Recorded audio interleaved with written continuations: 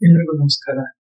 ವೇದಿಕೆ ಮೇಲಿರುವ ಶ್ರೀಮತಿ ತೇಜಸ್ವಿನಿ ಅನಂತಕುಮಾರ್ ಅವರೇ, ಶ್ರೀಯುತ ವಿಕ್ರಮ್ ಮಡಿಕೆ ಅವರೇ, ಡಾಕ್ಟರ್ ಎಸ್ ಆರ್ ಲೀಲಾ ಅವರೇ, ಶ್ರೀಯುತ ಗಣಪತಿ ಜೋಶಿ ಅವರೇ, ಇವತ್ತಿನ 1948 ಬ್ರಾಹ್ಮಣ ನನ್ಮೇಧ ಪುಸ್ತಕದ ಲೇಖಕಿ ಶ್ರೀಮತಿ ವಿಜಯ ವಿಷ್ಣುವೈ ಮೊಗರೆ ಅವರೇ, ವೇದಿಕೆಯ ಮುಂಭಾಗದಲ್ಲಿರುವ ನಾಡಿನ ಹಿರಿಯ ಚೇತನ ಡಾಕ್ಟರ್ ಶತಾವಧಿ ಗಣೇಶ್ ಅವರೇ, ವೇದಿಕೆಯ ಮುಂದೆ ಇರ್ತಕ್ಕಂಥ ಚಿಪ್ಪಾವನ ಸಮಾಜದ ಮತ್ತು ಒಟ್ಟು ಹಿಂದೂ ಸಮಾಜದ ಎಲ್ಲ ಬಂಧುಗಳೇ, ಅಕ್ಕ ತಂಗಿಯರೇ, ಇವತ್ತು ಒಂಥರ ಬಹಳ ಸಂತೋಷ ಮತ್ತು ಬಹಳ ದುಗುಡ ಎರಡೂ ಇರುವಂತ ದಿನ.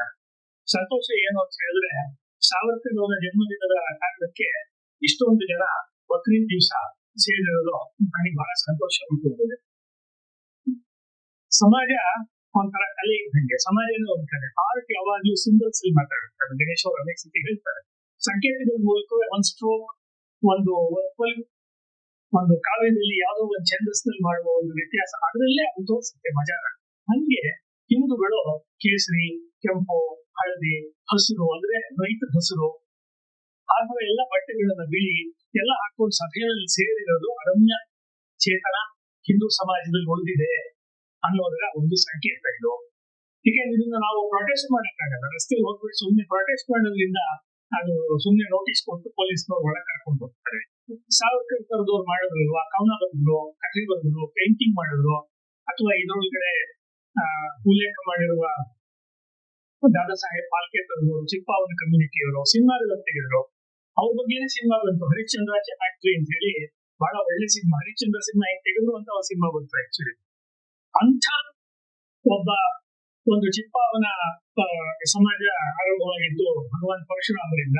ಆ ಪರಶುರಾಮರ ಒಂದು ಅನಂತ ಚತುರ್ವೇದ ಒಂದು ಮಾತೇನಿದೆ, ಇದೊಂದು ಶಾಸ್ತ್ರ ಶಾಪಾದತಿ ಶಾರಾದತಿ, ಅದರೊಂದಿಗೆ ಪುಸ್ತಕವನ್ನ ಅವರು ಮುಗಿಸ್ತಾರೆ ಅಂದ್ರೆ ಇದು ಅಂತಿಮಲ್ಲ, ಆರಂಭ ಅಂತ. ದುರಂಧರ 3 ಆದ್ರೆ ಪುಸ್ತಕ ಇದು. ಮತ್ತೆ ಈ ಹಿಂದೂಗಳಲ್ಲಿ ನೀವೆಷ್ಟೇ ಕೊಂದ್ರು ಒಬ್ರು ಸಾವರ್ಕರ್ ಬರ್ತಾರೆ, ಒಬ್ರು ಗೋಡ್ಸೆ ಬರ್ತಾರೆ, ಒಬ್ರು ತಿಲಕರು ಬರ್ತಾರೆ, ಒಬ್ರು ವಿನೋದ್ ಅವೇ ಬರ್ತಾರೆ. ಎಷ್ಟೊಂದಿರೋ ಕೊಂದಿದ್ದು ಕಾಶ್ಮೀರದಲ್ಲಿ ಎಷ್ಟೊಂದು ಕೂಡ ಒಬ್ಬ ಉದ್ಭಟ, ಒಬ್ಬ ಲೋಲಟ, ಒಬ್ಬ ಶ್ರೀಶಂಕುಕ, ಒಬ್ಬ ಅಭಿನವ ಗುಪ್ತಪಾದ ಬರ್ತಾನೆ ಇರ್ತಾರೆ. ಯಾಕೆ ಅಂದ್ರೆ ಜ್ಞಾನಕ್ಕೆ ಸಾವಿಲ್ಲ. ಪುಸ್ತಕದ ಬಗ್ಗೆ ಈಗಾಗಲೇ ಮಿತ್ರರಾದ ಪಡ್ಕೆಯವರು ಹೇಳಿದ್ದಾರೆ, ಜ್ಞಾನಕ್ಕೆ ಸಾವಿಲ್ಲ. ಯಹೂದಿಗಳನ್ನು ಯಾಕೆ ತಂದ್ರೆ ಅಷ್ಟು ಲವ್ ಹೇಟ್ ರಿಲೇಶನ್ಶಿಪ್ ಕ್ರಿಶ್ಚಿಯನ್ಸ್ಗೆ ಅಥವಾ ಅಮೆರಿಕನ್ಸ್ಗೆ ಅಥವಾ ಇಂಗ್ಲೆಂಡ್ ಅವ್ರಿಗೆ? ಪ್ರಪಂಚಕ್ಕೆಲ್ಲ ಡೆಮಾಕ್ರಸಿ ಹೇಳೋ ಇಂಗ್ಲೆಂಡ್ ಅವರು, ಅವ್ರಿಗೆ ದೇವರು ಹೇಳಿದ ಹಾಲಿನ ಹೊಳೆ, ನಿಮ್ಮ ಜೇನಿನ ಮಳೆ ಎಲ್ಲ ಬರುವ ರಾಜ್ಯ ಕೊಡೋದಾದ್ರೆ ಇಂಗ್ಲೆಂಡ್ ಪಕ್ಕದಲ್ಲೇ ಕೊಡ್ಬೋದಿತ್ತಲ್ಲ. ಅಲ್ಲೇ ಅವ್ರಿಗೆ ಕೌಂಟಿಗಳು, ಹಳ್ಳಿಗಳಿತ್ತಲ್ಲ. Down out in London in Paris ಅಂತ ಬರೀತಾರಲ್ವ ಜಾರ್ಜ್ ಆರ್ವೆಲ್ ಪುಸ್ತಕ, ಅಲ್ಲೇ ಕೊಡ್ಬೋದಾಗಿತ್ತಲ್ಲ. ಅವ್ರು ಪೂಜೆಯಲ್ಲಿ ಯಾಕೆ ಕೊಟ್ಟು ಅಂದ್ರೆ ಸುತ್ತ ಕಿಕ್ಕಿರದಿರುವಂತಹ ಔರಂಗಜೇಬುಗಳು, ಅಫ್ಜಲ್ ಖಾನ್ಗಳಿಂದ ಕೂಡಿರುವಂತಹ ಸಾಧು ದೇಶಗಳು. ಅವ್ರ ಮಧ್ಯದಲ್ಲಿ ಈ 1 ಕೋಟಿಗೂ ಕಮ್ಮಿ ಇರುವಂತ, ಆಗ ಇನ್ನೂ ಕಮ್ಮಿ ಇತ್ತು ನಾವು ಜನಸಂಖ್ಯೆ, ಅಲ್ಲಿ ಹಾಕಿದ್ರು. ಅಂದ್ರೆ ಅದು ಮುಂಚೆ ಹಿಟ್ಲರ್ ಕಾಲದಲ್ಲಿ ಮಾಡಿದ್ದು, ಅದು ಹಾಲೋಕಾಸ್ಟ್ ಪಾರ್ಟ್ 1. ಈ ವಿಶ್ವಸಂಸ್ಥೆಯ ಆಧಾರವಾಗಿ ಇಟ್ಕೊಂಡು ಇವತ್ತಿನ ತನಕ ಮಾಡ್ತಾ ಇರೋದು ನಿಧಾನವಾದ ಹಾಲೋಕಾಸ್ಟ್, ನಿಧಾನ ಬೇಸದು. ತಂದೂರಿ ಶರ್ಮಾ ಕೇಸ್ ಅಂತ ಒಂದಾಗಿತ್ತು, ನಾವು ಕಾಲೇಜಿದ್ದಾಗ ನೀವು ನೆನಪಿರ್ಬೋದು. ತಂದೂರಿ ತರ ಅವಳು ಬೇಯಿಸಿದ್ದವ, ತಂದೂರಿ ಶರ್ಮಾ ಅಂತ ಒಂದು ಹೆಸರು. ಹುಡುಗಿನ ತಂದೂರಿ ತರ ಬೇಯಿಸಿದ್ದ, ತಂದೂರಿ ಚಿಕನ್ ತರ. ಆ ತರ ನಿಧಾನ ಬೇಸದು. ಭಾರತದಲ್ಲಿ ಬ್ರಾಹ್ಮಣರು ಜಗತ್ನಲ್ಲಿ ಯಹೂದಿಗಳು ಹೇಗೋ ಹಾಗೆ. ಇದು ನಾನು ಹೇಳಿದ ಮಾತಲ್ಲ, ರೋಹಿತ್ ಚಕ್ರದೇವ್ ಹೇಳಿದ ಮಾತು. ಅದನ್ನ ನಾನು ಎಂಡೋರ್ಸ್ ಮಾಡಿ ಹೇಳ್ತೇನೆ. ನೀವೇನೇ ವೇದ ಓದಿ, ಏನೇ ಶಾಸ್ತ್ರ ಕಲಿಯಿರಿ, ಏನೇ ನಾಸಾ ತಪ್ಪು ಮಾಡಿ, ಸಮಾಜ ಏನ್ ಹೇಳೋದು ಅಂದ್ರೆ, ದೊಡ್ಡ ದೊಡ್ಡ ಕುಲಪತಿಗಳಿಂದ ಹಿಡಿದು ಈಗ ಅಧಿಕಾರದಲ್ಲಿ ಇರುವಂತ ನಮ್ಮ ದೇಶದ ಅತ್ಯಂತ ದೊಡ್ಡ ಏನ್ ಹೇಳ್ತಾರೆ ಜನಸೇವಕರ ಹುದ್ದೆಯಲ್ಲಿ ಇರೋ ತನಕ ಹೇಳ್ತಾ ಇರೋ ಮಾತೇನು ಅಂತ ಹೇಳಿದ್ರೆ, ಸಾವಿರಾರು ವರ್ಷಗಳಿಂದ ನೀವು ಈ ಸಮಾಜವನ್ನು ಶೋಷಣೆ ಮಾಡಬಹುದು. ಒಂದ್ ದಾಖಲೆ ಕೊಡಿ ಅಂದ್ರೆ ದಾಖಲೆ ಇಲ್ಲ. ಅದಿದೆ, ಸಾವಿರಾರು ವರ್ಷಗಳಲ್ಲಿ ನೀವು ಮಾಡಿದ್ದೀರಾ. ಈ ನೆರೇಷನ್ ಬಂದಿರೋದು ಎಲ್ಲಿಂದ ಅನ್ನೋದನ್ನ ಇತ್ತೀಚೆಗೆ ಒಂದು ವಿಡಿಯೋನ ರಾಮೇಶ್ವರ ಮಿಶ್ರ ಪಂಕಜ್ ಅವರು ಹೇಳಿದ್ದಾರೆ. ಇಂಡಿಯಲ್ಲಿ ಬಹಳ ದೊಡ್ಡ ಸ್ಕಾಲರ್. 1000 ವರ್ಷಗಳಿಂದ ಈ ನೆರೇಷನ್ ಅನ್ನ ಕ್ರಿಶ್ಚಿಯನ್ಸ್ ಯುರೋಪಲ್ಲಿ ಬಿತ್ತಕ್ಕೆ ಶುರು ಮಾಡಿದ್ರು. ಅಲ್ಲಿ ಯಾವುದೋ ಒಂದು ಇಂಡಿಜಿನಸ್ ಕಮ್ಯುನಿಟಿ ಇರುತ್ತೆ. ಈಗ ಅಲ್ಲಿ ಯಾರೋ ಅವರು ಸ್ಲಾವಿಕ್ ಇರ್ತಾರೆ, ವೈಕಿಂಗ್ಸ್ ಇರ್ತಾರೆ, ಅಥವಾ ಇನ್ನೊಬ್ರು ಯಾರೋ ಆಂಗ್ಲೋ ಸ್ಯಾಕ್ಸನ್ ಗಿಂತ ಮುಂಚೆ ಯಾರೋ ಇರ್ತಾರೆ. ಅವರನ್ನು ತಗೊಂಡು ಅವರಲ್ಲಿ ಬುದ್ಧಿವಂತರು, ವೈದ್ಯರು, ಇನ್ಯಾರೋ ಹಸ್ತಪೃತಿ ಮಾಡೋರು, ಶಿಲ್ಪ ಮಾಡೋರು, ಅವ್ರ ದೇಶದ ಏನೋ ಒಂದು ಇರುತ್ತೆ. ಅದನ್ನು ಮಾಡೋದನ್ನ ನಿಮ್ಮಿಂದಾನೇ ಹಾಳಾಗ್ತಾ ಇರೋದು. ನೀವು ಐ ಎಂ ದಿ ಗೇಟ್, ನಾನೇ ಬಾಗಿಲು, ನನ್ನ ಹತ್ರ ಬನ್ನಿ ಅಂತ ಬೈಬಲ್ ಹಚ್ಚೋದು. ಈ ತರದ್ದೆಲ್ಲ ಉದ್ದುಗೂ ಮಾಡ್ಕೊಂಡು ಬಂದ್ರು. ಅವ್ರ ಪದ ಅವಾಗ ಇಟ್ಸ್ ಎ ಪ್ರಾಜೆಕ್ಟ್ ಅಂತ ಬಳಸಿದ್ದೆ. ವಿಕ್ರಮ್ ಬಹಳ ಸರಿಯಾದಂತ ಪದ ಅದು. ಪ್ರಪಂಚದಲ್ಲಿ ಯಾರು ಸ್ವತಂತ್ರವಾಗಿ ಬದುಕ್ತಾರೆ, ಆತ್ಮನಿರ್ಭರವಾಗಿರ್ತಾರೆ, ಅವರನ್ನ ಮುಖ್ಯ ತಿನ್ನೋದಕ್ಕೆ ಜಗತ್ತಿನ ಉಳಿದ ಜಾತಿಗಳು, ಸಮುದಾಯಗಳು ಕಾಯ್ತಿರ್ತವೆ. ಇದು ಜಗತ್ತಿನ ಬರ್ಬರ ಇತಿಹಾಸ. ಇಲ್ಲಿ ಯಾರು ಬಚಾವ್ ಆಗ್ತಾರೋ ಅವರ ಕಾಂತಿ, ಆಕರ್ಷಣೆ, ಸೌಂದರ್ಯ, ದೈಹಿಕ ಸೌಂದರ್ಯ ಮಾತ್ರ ಅಲ್ಲ, ಬೌದ್ಧಿಕ ಸೌಂದರ್ಯ ಎಲ್ಲವೂ ಜಗತ್ತಲ್ಲಿ ಜಾಸ್ತಿ ಆಗುತ್ತೆ. ಮತ್ತೆ ಅವ್ರ ಮೇಲೆ ಅಟ್ಯಾಕ್ ಆಗುವ ಮುಂದಿನ ಪಾಸಿಬಿಲಿಟಿಗಳು ಕೂಡ ಮೋದಿ ಆದ್ರೂ ಅಷ್ಟೇ, ನೆಹರು ಆದ್ರೂ ಅಷ್ಟೇ. ಮೋದಿ ನಮ್ಮ ಸೋದರ ಭಾವ ಅಲ್ಲ.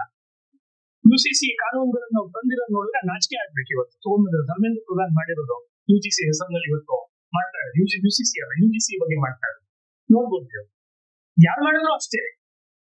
ಭಾರತದಲ್ಲಿ ವರ್ಣ ಅನ್ನುವುದು ಹಳೆ ಕಾಲದಲ್ಲಿದ್ದು ಜಾತಿಗಳನ್ನ ಪಂಡಿತರು ಸೃಷ್ಟಿ ಮಾಡಿದ್ರು ಅಂತ ಹಿಂದೂ ಸಂಘಟನೆ ಮುಖಂಡರು ಹೇಳ್ತಾರೆ. ಅಂದ್ರೆ ಅಪಾಯ ಕೇವಲ ಮುಸಲ್ಮಾನ ಚಿಂತಕರಿಂದ ಇಲ್ಲ, ಅನ್ಯಾಯಗಳು ಕೇವಲ ಕಾಂಗ್ರೆಸ್ನವರು ಅಥವಾ ಇವರಿಂದ ಮಾತ್ರ, ಕ್ರಿಶ್ಚಿಯನ್ರಿಂದ ಅಥವಾ ಕಮ್ಯುನಿಸ್ಟ್ ಪಾರ್ಟಿಯಿಂದ ಮಾತ್ರ ಆಗಿಲ್ಲ. ನಾವೇ ಹಿಂದೂಗಳ ರಕ್ಷಕರು ಅಂತ ಹೇಳ್ಕೊಂಡು ಠೇಕೆದಾರರಿಂದಲೂ ಆಗ್ತಾ ಇದೆ. ಇದನ್ನ ಅನೇಕ ಸತಿ ಹೇಳಿದ್ದೀನಿ, ಮುಂದೆನೂ ಹೇಳುವಂತ. ಹಂಗಾಗಿ ಚಿಂಪಾವನ ಬ್ರಾಹ್ಮಣರ ಮೇಲೆ ಆಗಿರುವಂತ ಅನ್ಯಾಯಗಳನ್ನ, ಕಾಶ್ಮೀರ ಪಂಡಿತರ ಮೇಲೆ ಆಗುವ ಅನ್ಯಾಯಗಳನ್ನ ನೋಡ್ಕೊಂಡು ಸಮಯ ಸಂದರ್ಭ ಸರಿ ಅಂದ್ರೆ ಮಾತಾಡೋದು, ಇಲ್ಲ ಅಂದ್ರೆ ತಪ್ಪಿಸ್ಕೊಂಡು ಹೋಗೋದು. ಇದನ್ನ ಕೂಡ ಹಿಂದೂ ಸಮಾಜದಲ್ಲಿ ಅನೇಕರು ಮಾಡ್ಕೊಂಡು ಬರ್ತಾ ಇದ್ದಾರೆ. ಹಂಗಾಗಿ ನೀವು ಕಾನ್ಸ್ಟಿಟ್ಯೂಷನ್ ನಲ್ಲಿ ಏನೇ ತಿದ್ದುಪಡಿ ಮಾಡಿ ಆರ್ಟಿಕಲ್ 370 ಮಾಡಿದ್ರೆ ಒಬ್ಬನೇ ಒಬ್ಬ ಕಾಶ್ಮೀರಿ ಬ್ರಾಹ್ಮಣ ಇವತ್ತು ಹೋಗಿ ಕಾಶ್ಮೀರದಲ್ಲಿ ಮನೆ ಮಾಡ್ಕೊಳಕ್ಕಾಗಿಲ್ಲ.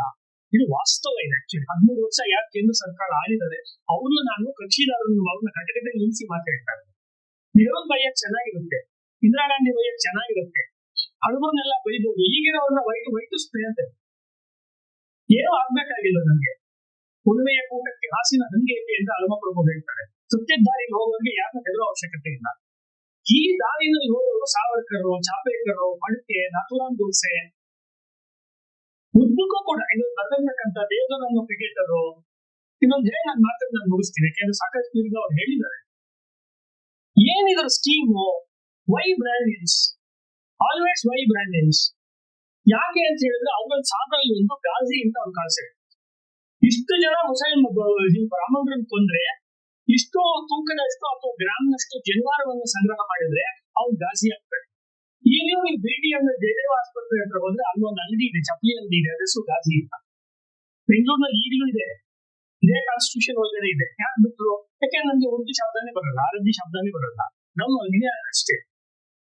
ಇದು ಒಂದು ಪಾಯಿಂಟ್. ಇದು ಕಂಟಿನ್ಯೂ ಆಗ್ತಾ ಇದೆ. ಕ್ರೈಸ್ತರ ದೃಷ್ಟಿಯಿಂದಲೂ ಅಷ್ಟೇ. ಇದನ್ನೆಲ್ಲ ಪುರೋಹಿತ್ಸಾಹಿ ಅಂತ ಕರೆದು ಅವರು ಕೂಡ ಇದೇ ಕೆಲಸವನ್ನ ಕ್ರಿಶ್ಚಿಯನ್ ಮಿಷನರಿಗಳು ಅವ್ರು ಹಲೋಕಾಸ್ಟ್ ತರ ಮಾಡಕ್ಕಾಗದೇ ಇದ್ರು ಗೋವಾ ಇನ್ಕ್ವಿಸಿಷನ್ ಹೋಗ್ಬಿಟ್ರೆ ಮಿಕ್ಕಿದ ಕಡೆ ಇದೇ ಕೆಲಸವನ್ನು ಮಾಡ್ಕೊಂಡು ನಮ್ಗೆ ನಮ್ಮ ರಾಮ ಕೃಷ್ಣ ದೇವರು ಪುರಾಣ ಶಾಸ್ತ್ರ ಎಲ್ಲರ ಬಗ್ಗೆ ನಮ್ಗೆ ತಮಾಷೆ. ಯಾಕೆ ಜನಿವಾರ ಹಾಕೊಳ್ಳೋದು ಅಂದ್ರೆ ಸ್ವಲ್ಪ ಬೆನ್ನು ಕಡಿಯುತ್ತಲ್ಲ ಬೇಸಿಗೆನಲ್ಲಿ, ಅದನ್ನ ಕೆರ್ಕೊಳ್ಳೋಕೆ ಅಂತ ನಾವೇ ಹೇಳೋದು. ನಾವು ಹೇಳಿದ್ದೀವಿ, ನಮ್ಮನ್ನ ನಾವೇ ಅಪಹಾಸ್ಯ ಮಾಡ್ಕೊಳ್ಳಲ್ಲ. ಸಿನಿಮಾಗಳೆಲ್ಲ ತೋರಿಸ್ತಾರೆ. ಒಂದ್ ಊರ್ನಲ್ಲಿ ಏನಾದ್ರು ಒಂದು ಅನ್ಯಾಯ ಆಯ್ತು ಅಂದ್ರೆ, ಒಂದು ಅನಾಥ ಶಿಶು ಇದ್ರೆ ಅದನ್ನೊಬ್ಬ ಮುಸ್ಲಿಂ ಸೂಫಿ ಕಾಪಾಡ್ತಾನೆ, ಇಲ್ಲ ಅಂದ್ರೆ ಒಂದು ಚರ್ಚ್ಗೆ ಹೋಗ್ತಾರೆ. ಅಮಿತಾಬ್ ಬಚ್ಚನ್ ಬಿಲ್ಲೆ ಹಾಕೊಳ್ಳೋದು ಬಹಳ ಫೇಮಸ್ ಆಗಿರೋ ಸಿನಿಮಾ ಇದೆಯಲ್ಲ ಕೂಲಿನಲ್ಲಿ, ಆ ತರ. ಆಮೇಲೆ ಆ ಊರಿನಲ್ಲಿ ಅನ್ಯಾಯ ಮಾಡೋನೆಲ್ಲ ಯಾವಾಗ್ಲೂ ದುಡ್ಡು ಜನಿವಾರ ಇರೋನೇ ಆಗಿರ್ತಾನೆ. ಸ್ಟ್ಯಾಂಡರ್ಡ್ ಇದು. ಹಿಂದಿ ಸಿನಿಮಾಗಳಂತ ಹೋಗಿ ಕನ್ನಡ ಸಿನಿಮಾ ಇದು ಉದ್ದಕ್ಕೂ ಕೂಡ ಯಾರ್ಯಾರು ಸಿನಿಮಾ ಕಥೆಗಳನ್ನು ಬರೆದ್ರು, ಸ್ಕ್ರಿಪ್ಟ್ಗಳನ್ನು ಬರೆದ್ರು, ಹಾಡುಗಳನ್ನು ಬರೆದ್ರು, ಅದನ್ನ ಮಾಡ್ಕೊಂಡು ಬಂದ್ರು. ಇದರ ಒಂದು ಜ್ವಲಂತವಾದ ಟರ್ನಿಂಗ್ ಪಾಯಿಂಟ್ ಕಾಣಿಸೋದು ಈ 48 ಬ್ರಾಹ್ಮಣರ ನರಮೇಧ. ಅದು ಏನಪ್ಪಾ ಅಂದ್ರೆ, ಒಂದು ಬೇರೆ ಡೈರೆಕ್ಷನ್ ಇಂದ ಉದಾಹರಣೆ ಕೊಟ್ಟು ಮುಗಿಸ್ತೀನಿ. ಸಾವರ್ಕರ್ ಅವರ ಮತ್ತು ನೇತಾಜಿ ಅವರ ಬಹಳ ದೊಡ್ಡ ಫಾಲೋವರ್ಸ್ ಅಲ್ಲಿ PNO ಒಬ್ರು. ಆಮೇಲೆ ಬಹಳ ಜನ ಅವ್ರ ತಮಾಷೆ ಮಾಡೋದು, ಇತಿಹಾಸದಲ್ಲಿ ಏನು ಬರಲ್ಲ, ತಾಜ್ ಮಹಲ್ ಅವ್ರು ಕಂಡಿದ್ನೆಲ್ಲ ಶಿವನ್ ದೇವಸ್ಥಾನ ಅಥವಾ ಹಿಂದೂ ದೇವಸ್ಥಾನ ಅಂತ ಕರೀತಾರೆ ಇತ್ಯಾದಿ ಬಗ್ಗೆ ಹೇಳಿದ್ರು. ಅವರು ತಾಜ್ ಮಹಲ್ ಅಂದ್ರೆ ತೇಜೋ ಮಹಲ್ಲು, ತೇಜೋ ಶಿವಾಲಯ ಅಂತೆಲ್ಲ ಅವ್ರು ಆಗ್ಲೇ ಬರ್ದಿದ್ರು. ತುಂಬಾ ಜನ ಒಪ್ಪಲ್ಲ, ಸೀತಾರಾಮದಲ್ಲಿ ಕೂಡ ಅವ್ರನ್ನ ಒಪ್ಪಲ್ಲ, ಬೇರೆ ವಿಷಯ. ಆದ್ರೆ ಅವ್ರು ಹೇಳಿದ್ರಲ್ಲಿ ಪಾಯಿಂಟ್ ಇದೆ. ಹಾಗಿದ್ರೆ ಆರ್ಕಿಯಾಲಜಿಕಲ್ ಡಿಪಾರ್ಟ್ಮೆಂಟ್ ಅವ್ರು ಕೆಳಗಡೆ ಇರೋ 70+ ಕೊಠಡಿಗಳದ್ದು ರಿಪೋರ್ಟ್ ಕೊಡ್ಲಿ. ಗೌರ್ಮೆಂಟ್ ಆಫ್ ಇಂಡಿಯಾ ಅದನ್ನ ಯಾಕೆ ಕೊಡ್ತಿಲ್ಲ? ಎಲ್ಲವೂ ಖಾಲಿ ಇರೋದಾದ್ರೆ ಕೊಡ್ಲಿ. ಇನ್ನೇನ್ ಸದ್ಯದಲ್ಲೇ ತಾಜ್ ಅಂತ ಒಂದು ಸಿನಿಮಾ ಬೇರೆ ಬರ್ತಾ ಇದೆ ನೋಡಿ, ಅದು ಬರ್ತಾ ಇದೆ, ಪರೇಶ್ ರಾವಲ್ ಒಂದು ಸಿನಿಮಾ ಬರ್ತಾ ಇದೆ. ಇದೇ ವಿಷಯ. ಯಾವ ವಿಷಯವನ್ನ ಬಂದಿದೆ ಯಾವ ವಿಷಯವನ್ನ 60 ವರ್ಷದ ಹಿಂದೆ ಒಬ್ಬ ಚಿಂಪಾವನ ರೈಟಿಂಗ್ ಮೂಲಕ ಎತ್ತಿದ್ರು PN ಓಕ್ ಅನ್ನೋರು ಇದೇ ಬೆಂಗಳೂರು ರಾಷ್ಟ್ರಪತಿ ಬಂದು ಭಾಷಣ ಮಾಡಿದ್ರು 3 ದಿನ. ಇತಿಹಾಸದ ಮೇಲೆ ಹೊಸ ಬೆಳಕು ಒಂದು ಪುಸ್ತಕ ಬಂದಿತ್ತು. ಆ ಪುಸ್ತಕ ಇವತ್ತು ಸಿನಿಮಾ ಆಗ್ತಾ ಇದೆ ವಿಷಯ. ಅಂದ್ರೆ ಅದು ಸತ್ಯದ ದಮ್ಮಿದೆ. ಅವ್ರು ಹೇಳಿರೋ ಮೆಥಡಾಲಜಿ ಇನ್ನೂ ಇಂಪ್ರೂವ್ಮೆಂಟ್ ಮಾಡ್ಬೋದು. ಅದೇನು ಬಹಳ ಸುಭಪ್ರಸ್ತುವಾದಂತ ಮೆಥಡಾಲಜಿ ಅಲ್ಲ. ಬಟ್ ನಾನು ಹೇಳಿದ ಪಾಯಿಂಟ್ ಅದಲ್ಲ. ಅವರು ಹೇಳಿದ ಪುಸ್ತಕ ಏನು ಅಂದ್ರೆ, ಒಂದು ಪುಸ್ತಕ ಬರೆದಿದ್ದು INA ಮಾಡಿದ ಹೋರಾಟವನ್ನ, ಇದು ಇವರು ಬರ್ದಿದ್ದಾರೆ, ವಿಜಯ ಬರ್ದಿದ್ದಾರೆ. INA ಮಾಡಿದ ಹೋರಾಟವನ್ನ 2ನೇ ಸ್ವಾತಂತ್ರ್ಯ ಸಂಗ್ರಾಮ ಅಂತ ಪುಸ್ತಕ ಬರೆದು ಮರಾಠಿ. ದ್ವಿತೀಯ ಸ್ವಾತಂತ್ರ್ಯ ಸಂಗ್ರಾಮ ಅಂತ. ಪ್ರಥಮ ಸ್ವಾತಂತ್ರ್ಯ ಸಂಗ್ರಾಮದ್ದೇ ಹೊಟ್ಟ ತಡ್ಕೊಳಕ್ ಆಗ್ತಿಲ್ಲ, ಇನ್ನೇನ್ ಸ್ವಾತಂತ್ರ್ಯ ಬರುತ್ತೆ ಅಂದ್ರೆ ಈ ಒಂದಷ್ಟು ಜನ ದ್ವಿತೀಯ ಸ್ವಾತಂತ್ರ್ಯ ಸಂಗ್ರಾಮ ಅಂತ ಹೇಳಿ ಈ ಹೋಗ್ತಿರೋರು, ಆಮೇಲೆ 1857 ಬಗ್ಗೆ ಬರೆಯೋ ಸಾವರ್ಕರ್ ತಂದವರು, ಇವರು ಬಂದ್ರೆ ನಾವು ಹೇಳುವಂತಹ ಅಹಿಂಸೆಯ ಮೇಲೆ ಸ್ವಾತಂತ್ರ್ಯವನ್ನು ತಂದ್ವಿ ಅನ್ನೋ ನೆರೇಷನ್ ಬಿದ್ದೋಗುತ್ತೆ. ಇದು ಪಾಯಿಂಟ್ ನಂಬರ್ 1. ಅದಕ್ಕೋಸ್ಕರ ಬ್ರಾಹ್ಮಣರ ಶಕ್ತಿ ಆಗ್ಬೇಕು. ಅದರಲ್ಲೂ ಮುಖ್ಯವಾಗಿ ಒಂದು ಮಾತನ್ನ ಗೋಪಾಲಕೃಷ್ಣ ಗೋಖಲೆ ಹೇಳಿದ್ರು. ಅವ್ರು ಯಾಕಂತ ಹೇಳಿದ್ರು ಗೊತ್ತಿಲ್ಲ. ಅವರು ಚಿಕ್ಕಪ್ಪಂದ್ರೆ ಅದೇನು ಅವ್ರಿಗೆ ಆತ್ಮ ವಿಸ್ಮೃತಿ ಆಗಿತ್ತ ಗೊತ್ತಿಲ್ಲ. ದೊಡ್ಡ ಗ್ರೇಟ್ ಥಿಂಕರ್ಸ್ ಒಬ್ರು. ಬೇಕಾದ್ರೆ ಡಿಫರೆನ್ಸ್ ಆಫ್ ಒಪಿನಿಯನ್ ಇದೆ ನನಗೆ ಗೋಖಲೆ ಅವ್ರ ಬಗ್ಗೆ, ಬೇರೆ ವಿಷಯ, ಗೋಪಾಲಕೃಷ್ಣ ಗೋಖಲೆ ಅವ್ರ ಬಗ್ಗೆ. ಆದ್ರೆ ದೊಡ್ಡ ಚಿಂತಕರು. ಅವ್ರೇನ್ ಹೇಳಿದ್ರು, ಇವತ್ತೇನ್ ಬಂಗಾಳ ಯೋಚನೆ ಮಾಡುತ್ತೋ ನಾಳೆ ಇಡೀ ಭಾರತ ಯೋಚನೆ ಮಾಡುತ್ತೆ ಅಂತ. ಅದಾಯ್ತು. ಆದ್ರೆ ಈ ಇವರು ಯಾರು ಸ್ವತಃ ಚಿಂಪಾವನರಲ್ಲೇ ಅದಾಗಿತ್ತು. ಏನು ಅಂದ್ರೆ ಭಾರತಕ್ಕೆ ಮುಂದೆ ಏನೇನ್ ಬೇಕು ಅನ್ನುವ ಕಾಂಕ್ರೀಟ್ ಐಡಿಯಾಸ್ ನ ಅವ್ರು ಕೊಡ್ತಾ ಹೋದ್ರು. ಸಿನಿಮಾದಲ್ಲಾಗ್ಬೋದು, ಕೃಷಿಲಾಗ್ಬೋದು, ಜೆನೆಟಿಕ್ಸ್ ಅಲ್ಲಾಗ್ಬೋದು, ಶಿಲ್ಪದಲ್ಲಾಗ್ಬೋದು, ಇಂಜಿನಿಯರಿಂಗ್ ಅಲ್ಲಾಗ್ಬೋದು, ಇನ್ನೇನು ಕಲೆ, ಆಮೇಲೆ ಪಾಂಡಿತ್ಯ, ಸಂಸ್ಕೃತ ಇತ್ಯಾದಿ ಕೇಳೋಂಗೆ ಇಲ್ಲ. ಕೋಶಗಳು, ಇತಿಹಾಸ, ರಾಜವಾಡೆ ಇತ್ಯಾದಿಗಳು ಎಲ್ಲ ಮಾಡಿದಾಗ they were building A parallel system with the Agra and Delhi ಸುಲ್ತಾನ್ಸ್. ಅಂದ್ರೆ ನೆಹರು ಕಾಲದಲ್ಲಿ ಆಗ್ರಾ ಮತ್ತು ಡೆಲ್ಲಿ ಹೊಸ ಸುಲ್ತಾನ್ ಪೀಳಿಗೆ ಬಂತಲ್ಲ, ಅದಕ್ಕೆ ಒಂದು ಪರ್ಯಾಯವಾಗಿರುವಂತ ಒಂದು ಭಾರತೀಯ ಹಿಂದೂ ಜ್ಞಾನದ ಶಿಸ್ತನ್ನು ಅವರು ಎದುರಿಸ್ತಾ ಇದ್ರು. ಖಡಾಕರ್ಣ ಅಂತ ಹಿಂದಿನಲ್ಲಿ ಎದುರಿಸ್ತಾ ಇದ್ರು. ಇದು ಸಾವರ್ಕರ್ ತಂದವರು ಬೆನ್ಮೂಳೆ ಇದ್ದು, ಅಂದ್ರೆ ನೆಟ್ಟಿಗೆ ನಿಂತವರು ಹಿಂದೂ ಮಹಾಸಭಾ ಪಕ್ಷ ಕಟ್ಟಿ ಅಥವಾ ಇನ್ನಷ್ಟು ಅದನ್ನ ಬೆಳೆಸಿ ಎಲೆಕ್ಷನ್ ನಿಂತಿದ್ರೆ 1951 ಜನರಲ್ ಎಲೆಕ್ಷನ್ ನಿಂತಿದ್ರೆ, ಅವತ್ತಿನ ರಿಪೋರ್ಟ್ ಪ್ರಕಾರ ಬ್ರಿಟಿಷರ ಮತ್ತು ಭಾರತದ ಇಂಟೀರಿಯರ್ಸ್ ಪ್ರಕಾರ ಇವರು ಗೆಲ್ಲುವ ಸಾಧ್ಯತೆ ಜಾಸ್ತಿ ಇತ್ತು. ಹಿಂದೂ ಮಹಾಸಭಾದ ಆತ್ಮ ಸ್ವಾತಂತ್ರ್ಯ ವೀರ ಸಾವರ್ಕರ್. ಅವ್ರ ಅಧ್ಯಕ್ಷರು ಆಸಕ್ತಿ ಬೇಡ ಅಂದ್ರೆ ಮತ್ತೊಂದು ಅವ್ರನ್ನೇ ಅಧ್ಯಕ್ಷರು ಮಾಡ್ತಿದ್ರು ಹಿಂದೂ ಮಹಾಸಭಾದವರು. ಅವರು ಎಲೆಕ್ಷನ್ ನಿಂತಿದ್ರೆ ಗಾಂಧಿ ಕಾಲದ ಕಾಂಗ್ರೆಸ್ ಆಗಿದ್ರೆ ಬೇರೆ ವಿಷಯ. ನೆಹರು ಕಾಲದ ಕಾಂಗ್ರೆಸ್ ಗೆಲ್ಲುವ ಯಾವ ಚಾನ್ಸು ಇರಲಿಲ್ಲ. ಅನೇಕ ಜಿಲ್ಲೆಗಳು, ರಾಜ್ಯಗಳನ್ನು ಕಳೆದುಕೊಳ್ಳೋ ಸ್ಥಿತಿ ಇತ್ತು ಅವರಿಗೆ. ಗವರ್ಮೆಂಟ್ ಆಫ್ ಇಂಡಿಯಾ ನಾನು ಚಾಲೆಂಜ್ ಮಾಡ್ತೀನಿ. ಅವ್ರ ಆ ಕಾಲದ್ದು ಗಾಂಧಿ ಹತ್ಯೆಯಿಂದ ಹಿಡಿದು ಇದ್ರ ತನಕ, ಮೊದಲನೇ ಜನರಲ್ ಎಲೆಕ್ಷನ್ ತನಕ ಎಲ್ಲ ಹೋಮ್ ಡಿಪಾರ್ಟ್ಮೆಂಟ್ ಇನ್ ಫೈಲ್ಗಳನ್ನು ಅವ್ರು ಡಿಕ್ಲಾಸಿಫೈ ಮಾಡ್ಲಿ ನೋಡೋಣ. ಗವರ್ಮೆಂಟ್ ಆಫ್ ಇಂಡಿಯಾ ಮಾಡಿದ್ರೆ ಗೊತ್ತಾಗುತ್ತೆ ಈ ವಿಷಯದಿಂದ ಏನು ದಬ್ಬಿದೆ ಅನ್ನೋದು ಗೊತ್ತಾಗುತ್ತೆ. ಟ್ರಾನ್ಸ್ಫರ್ ಆಫ್ ಪವರ್ ಡಾಕ್ಯುಮೆಂಟ್ಸ್ ನೋಡಿದ್ರೆ ಇದೊಂದು ಗೊತ್ತಾಗುತ್ತೆ. ಇದೆಲ್ಲರಿಗೂ ಮೂಲ ಏನು ಅಂದ್ರೆ ಚಿಪ್ಪಾವನರ ಮತ್ತು ಒಟ್ಟು ಬ್ರಾಹ್ಮಣರ, ಅಥವಾ ಇನ್ ಜನರಲ್ಲಿ ಹೇಳ್ಬೇಕಾದ್ರೆ ಜ್ಞಾನವಂತ ಸಮಾಜದ ಶಕ್ತಿ. ಈ ಜ್ಞಾನಿಗಳ ಶಕ್ತಿ ಹಿಂಗಿದ್ದಾಗ ಅದನ್ನ ಅವರು ಹೆದರೋದು, ಅದನ್ನ ಮಟ್ಟ ಹಾಕಕ್ ನೋಡೋದು, it is nothing but natural. ಇದೇನು ವಿಶೇಷವಾಗಿ ಆಗಿರೋ ದುರಂತ ಅಲ್ಲ.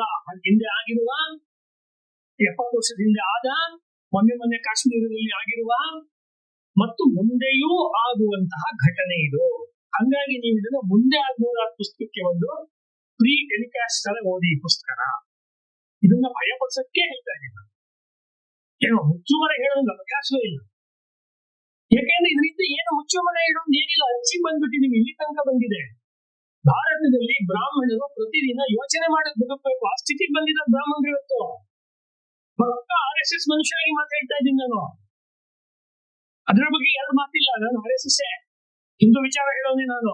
ಅಂದ್ರೆ ಬ್ರಾಹ್ಮಣ ಅಂತ ಹೇಳುವಂಗೆ ಈ ಸಮಸ್ಯೆ ಇದೆ ಅನ್ನೋದು ಯಾರು ಹೇಳ್ತಿಲ್ಲ. RSS ನವರು ಹೇಳ್ತಿಲ್ಲ ಇವತ್ತು. ಅವ್ರಿಗೆ ಬೇಕಾಗಿಲ್ಲ ಇವತ್ತು. ಅವ್ರು ಯಾವ ಕಡೆ ಹೋಗ್ತಾ ಇದ್ದಾರೆ, ಏನಾದ್ರು ಮಾಡ್ಕೊಳ್ಳಿ. ಅವ್ರ ವಿಷಯಕ್ಕೆ ಹೋದ್ರೆ ಬೇರೆ ಆಗತ್ತೆ ಭಾಷಣ.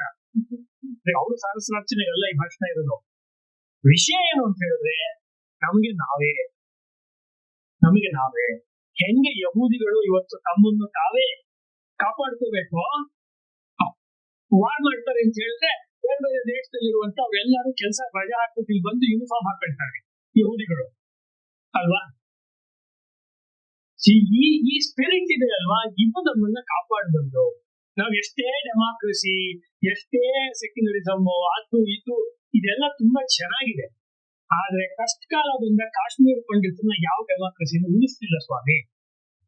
ಈ ಹಿಂದೂ ಪಂಡಿತರನ್ನ ಯಾವ ಡೆಮಾಕ್ರಸಿ, ಯಾವ ಅಂಬೇಡ್ಕರ್, ಯಾವ ನೆಹರು ಬರೆದ ಕಾನ್ಸ್ಟಿಟ್ಯೂಷನ್ ಉಳಿಸ್ಲಿಲ್ಲ. ಅವ್ರಿಗೆ ಯಾವ ಒಂದು ಇನ್ಕ್ವೈರಿ ಕಮಿಷನ್ ಆಗಲಿಲ್ಲ ಚಿಕ್ಕಪ್ಪನ ಮೇಲೆ. ಯಾಕಾಗ್ಲಿಲ್ಲ? ಮಾಡ್ಬೇಕಾದ್ರೆ ಯಾರು ಆಗಿದ್ದಂತಹ ಕೇಂದ್ರ ಇಲಾಖೆ ಅಥವಾ ಬಾಂಬೆಲಿ ಇದ್ದಂತಹ ಗೌರ್ಮೆಂಟ್ ಅವ್ರು ಯಾಕೆ ಮಾಡ್ತಾರೆ? ಮಾಡ್ಬಿಟ್ಟು ಸುಮ್ಮನೆ ಅವರು ಅದೇನೋ ಹೇಳ್ತಾರಲ್ಲ, ಗೆದ್ದಿದ್ದಿನ ಜೊತೆ ಹೋಗ್ಬೋದು, ಸೋತಿದ್ದಿನ ಜೊತೆ ಯಾರು ಹೋಗ್ತಾರೆ? ಜಗತ್ತಲ್ಲಿ ಯಾರು ಹೋಗಲ್ಲ ಆಕ್ಚುಲಿ. ಹಿಂಗಾಗಿ ಇವರು ಸುಮ್ಮನಿರ್ಬೇಕಾಯ್ತು. ವಿಜಯನಗರವರು ಮತ್ತೆ ಇನ್ನೊಬ್ರು ಅವ್ರು ಮರಾಠಿಯಲ್ಲಿ ಹೇಳ್ತಾರೆ, ಆ ಲೇಖಕರುಗಳು ಬರೆಯೋ ತನಕ ಅವ್ರು ಸುಮ್ಮನಿರ್ಬೇಕಾಯ್ತು. ಎನ್ನಿದೆಯ ಬಿಸಿ ರಕ್ತ ಕುದಿಸಿ ಮಸಿ ಮಾಡಿ ನಾನ್ ಬರೆಯಬಲ್ಲೆನೋ ನಾನು ಕವಿಯೋ ಅಂತ ಕೈಯಾರ ಕಿಯಣ್ಣರೇ ಹೇಳ್ತಾರೆ. ಹಂಗಿರೋ ಪುಸ್ತಕ ಇದು. ಇದರೊಳಗಡೆ ಒಂದು ಖಡ್ಗ ಕೊಟ್ಟಿದ್ದಾರೆ. ಆ ಖಡ್ಗ ಕಟ್ ಮಾಡಿರೋದು ಬ್ರಾಹ್ಮಣರ ತಲೆನಲ್ಲ, ಬ್ರಾಹ್ಮಣರ ಭುಜನೂ ಅಲ್ಲ, ಬ್ರಾಹ್ಮಣರ ಮಿದುಳೂ ಅಲ್ಲ, ಅವ್ರು ಮಾಡಿರೋ ಜನ್ವಾರನ. Whole problem with the Indian intellectuals is ಬ್ರಾಹ್ಮಣರ ಜನವಾರದ ಮೇಲೆ ಕಣ್ಣು. ಅದಕ್ಕೆ ಬ್ರಾಹ್ಮಣರು ಮಾಡ್ಬೇಕಾದ್ರೆ ಗಾಯತ್ರಿ ಉಪಾಸನೆ ಗಟ್ಟಿಯಾಗಿ ಮಾಡಿ, ಅದೇ ನಮ್ಮನ್ನು ಕಾಪಾಡ. ಇನ್ನೇನು ಕಾಪಾಡುವಂಥದ್ದಲ್ಲ. ಅವರನ್ನ ಶಸ್ತ್ರಗಳು ಕಾಪಾಡುತ್ತೆ ಗೊತ್ತಿಲ್ಲ, ಶಾಸ್ತ್ರಗಳಂತೂ ಕಾಪಾಡುತ್ತೆ, ಅಧ್ಯಾತ್ಮ ಕಾಪಾಡುತ್ತೆ. ಅವರ ಒಂದು ಜೀವನದಲ್ಲಿ ಪೂರ್ವಿಕರು ಉಳಿಸ್ಕೊಂಡ್ ಬಂದಿರುವ ಜ್ಞಾನ ನಿಧಿ ಬೇರೆಯವರೆಲ್ಲ ಹೇಳಿದ್ರು, ನಮ್ ಸಂಸ್ಕೃತ ಮುಚ್ಚಿಟ್ರು, ಹೇಳ್ಕೊಡ್ಲಿಲ್ಲ ಅಂತ. ಇವತ್ತು ಸಂಸ್ಕೃತ ಹೇಳ್ಕೊಡ್ತೀವಿ ಅಂದ್ರೆ ಎಲ್ಲಿ ಬೇರೆಯವ್ರು ಬಂದು ಕಲ್ತ್ಕೊಳ್ತಾರೆ? ಇದನ್ನ ಯೋಚನೆ ಮಾಡ್ಬೇಕು. ಬ್ರಾಹ್ಮಣರು ನೈಚಾನುಸಂಧಾನವನ್ನು ಬಿಡ್ಬೇಕು, ತಮ್ಮಂತ ಹೊಳ್ಕೊಳ್ಳೋದನ್ನ ಬಿಡ್ಬೇಕು. ಎಲ್ಲ ಕಾರಣಕ್ಕೂ ಕೂಡ ಅನಿಷ್ಟಕ್ಕೆಲ್ಲ ಶನೀಶ್ವರನೇ ಕಾರಣ ಅಂತ ಇಂಡಿಯನ್ ಹಿಸ್ಟ್ರಿನಲ್ಲಿ ಆಗಿರೋ ಎಲ್ಲ ಅನಿಷ್ಟಕ್ಕೂ ಬ್ರಾಹ್ಮಣರು ಕಾರಣ ಅಲ್ಲ ಅಂತ ನಾನು ಇತಿಹಾಸವನ್ನು ಓದ್ತಾನ ಹೇಳ್ತೀನಿ. ಇದ್ರೆ ಯು ಕಮ್ ವಿತ್ ಪ್ರೂಫ್ಸ್. ಇಲ್ಲ, ಅವ್ರು ಹೇಳಿ ಸೋಷಿಯಲಿಸ್ಟ್ ಮೂವ್ಮೆಂಟ್ಗಳು, ದಲಿತ್ ಮೂವ್ಮೆಂಟ್ಗಳು, ಕಮ್ಯುನಿಸ್ಟ್ ಮೂವ್ಮೆಂಟ್ಗಳು ಹೇಳಿ ತಲೆ ತುಂಬಿ ಈ ಪಟವರ್ಧನ್ ಅಂತ ಬಂದಿದೆ, ರಚಿತ್ ಪಟವರ್ಧನ್. ಅವರು ಏನ್ ಕೆಲಸ ಮಾಡಿದಾರೆ? ಅವರೇ ಚಿಕ್ಕಪ್ಪವಂದ್ರಾದ್ರು. I want spare them. ಸುಮ್ಮನೆ ಚಿಕ್ಕಪ್ಪವಂದ್ರಾದ ತಕ್ಷಣ ಅವರು ಸೋಷಿಯಲಿಸ್ಟ್ ಆಗಿದೆ ಕೆಲಸ ಮಾಡಿ ದಾರಿ ತಪ್ಪಿಸಿತ್ತು ಸಮಾಜವನ್ನು. ರಚಿತ್ ಪಟವರ್ಧನ್. ಯಾಕೆ ನಾನು ಹೇಳ್ತೀನಿ ಅಂದ್ರೆ, ವೇದಗಳೇ ನಮ್ದು ಆಧಾರ, ರಾಮಾಯಣ ಮಹಾಭಾರತಗಳೇ ಆಧಾರ, ಭಾಗವತವೇ ಆಧಾರ, ಪುರಾಣಗಳೇ ಆಧಾರ. ಇದನ್ನ ಉಳಿದ ಹಿಂದೂ ಸಮಾಜ ತಿರಸ್ಕರಿಸಬಹುದು, ಬ್ರಾಹ್ಮಣರು ತಿರಸ್ಕರಿಸಕ್ಕಾಗಲ್ಲ. ಅದಕ್ಕೆ ಅವ್ರ ಬಗ್ಗೆ ಜೀವನ ಚರಿತ್ರೆ ಬರೆದಂತಹ, ತಿಲಕರ ಬಗ್ಗೆ ಜೀವನ ಚರಿತ್ರೆ ಬರೆದಂತಹ, ಅಥವಾ ಸಾವರ್ಕರ್ ಬಗ್ಗೆ ಜೀವನ ಚರಿತ್ರೆ ಬರೆದಂತ, ತಿಲಕರ ಬಗ್ಗೆ ಬರೆದಂತಹ ಕೀರ್ ಒಂದ್ ಮಾತನ್ನು ಹೇಳ್ತಾರೆ. ಅವರು ಹೊರಗಡೆ ಇದ್ರೆ ಸಮಾಜ ಸುಧಾರಕ, ಮನೆ ಒಳಗಡೆ ಇದ್ರೆ ಮ್ಯಾಥಮೆಟಿಷಿಯನ್. ಮೂಲ ಸ್ವಭಾವ ಕೆಟ್ಟನ್ನು ಕೂತ್ಕೊಂಡು ಓದೋದು, ಕೆಟ್ಟದು, ಬರೆಯೋದು, ಅಧ್ಯಯನ ಮಾಡೋದು, ಅಧ್ಯಯನ ಮಾಡೋದು. ಇದೇ ಬ್ರಾಹ್ಮಣರ ಶಕ್ತಿ. ವಿಜಯನ ತನಕ ಅದೇ ಕೆಲಸ ಇಲ್ಲಿ ಮಾಡಿರೋದು. ಯಾಕೆ ಈ ಶಕ್ತಿಯನ್ನ ಬ್ರಾಹ್ಮಣರು ಯಾವ ಕಾಂಪ್ರಮೈಸ್ ಮಾಡ್ಕೊಳ್ತಾರೆ? ಅವಾಗ ಬ್ರಾಹ್ಮಣರಾಗಿರಲ್ಲ. ಅವರ ಬ್ರಾಹ್ಮಣತ್ವ ಇರೋದು ಅವರ ಜ್ಞಾನದಲ್ಲಿ, ಅವರ ಅಧ್ಯಯನದಲ್ಲಿ. ಆ ತೇಜಸ್ಸು ಉಳಿದವರನ್ನ ಅವ್ರ ಮೇಲೆ ಅಸಹ್ಯ ಮಾಡೋದು ಮಾಡುತ್ತೆ, ಕೆಲವೊಮ್ಮೆ ಇಮಿಟೇಟ್ ಮಾಡೋದು ಮಾಡುತ್ತೆ. ಹಿಂದೆ ವಿ ರಾಚಯ್ಯನವರು ಒಂದು ಇದ್ರು, ಅವ್ರ ಕಾಲದಲ್ಲಿ ಹೇಳ್ತೀನಿ, ನಾವು ಮೇಟ್ರು ಕ್ಲಾಸಲ್ಲಿ ಪಾಠ ಮಾಡ್ತಾ ಹೇಳಿದ್ರು ಅಂತ ಹೇಳಿ ನಿಲ್ಲಿಸ್ತೀನಿ ಅಂತ 3 ಸತಿ ಹೇಳ್ತಾ ಇದ್ದೀನಿ.